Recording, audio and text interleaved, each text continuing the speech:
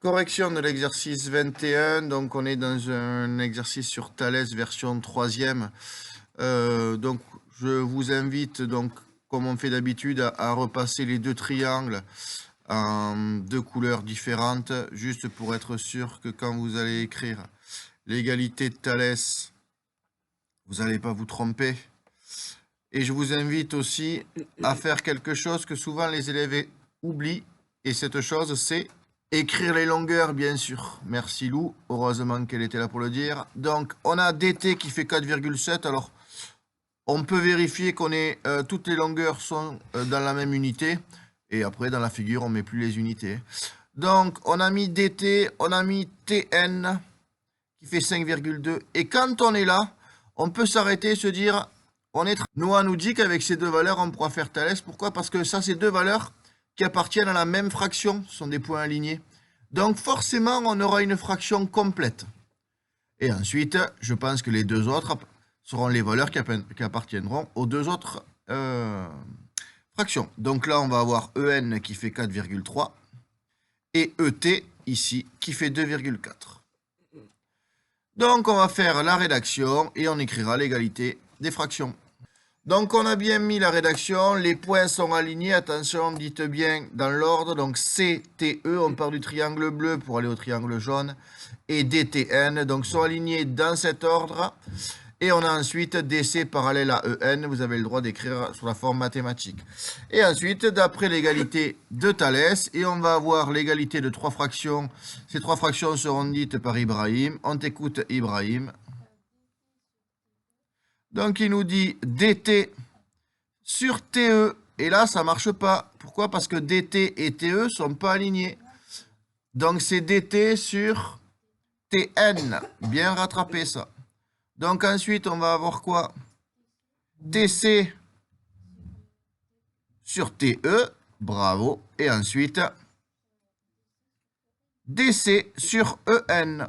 Alors, on peut mettre des couleurs. Hein. On voit que là-haut, on n'a que des longueurs du triangle bleu et en bas que des longueurs du triangle jaune. Bon, très bien. Donc maintenant, dans l'écriture d'après, donc dans la phase d'après, on va remplacer par les longueurs. Donc on a 4,7.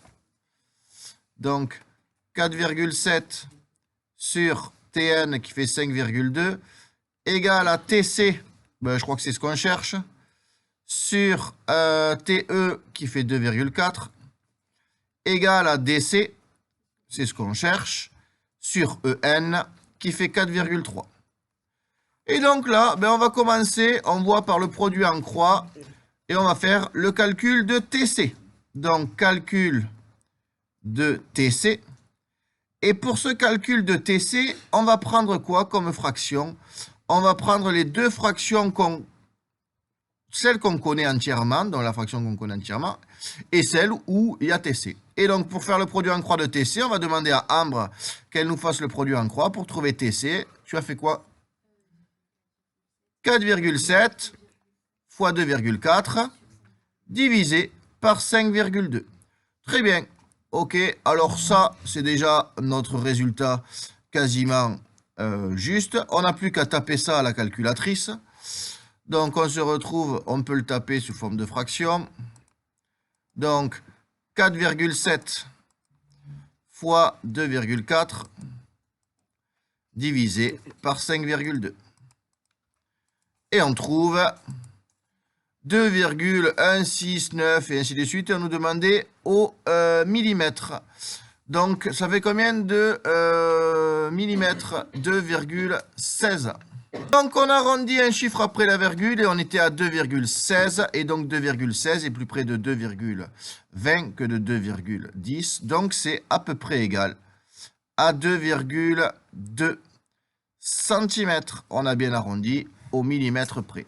Et attention, maintenant, on va faire le calcul de DC. Et les élèves auraient tendance à vouloir prendre comme fraction les deux fractions qui sont à côté, c'est-à-dire celle-là et celle-là. Mais attention, ce serait une erreur. Pourquoi? Parce que TC, on vient de le calculer. Déjà, on n'est pas sûr d'avoir bon. Et ensuite, ben, on a pris une valeur approchée. Donc, pour calculer DC, ben, il vaut mieux prendre les deux fractions qui sont là, hop, et faire un produit en croix entre ces deux fractions.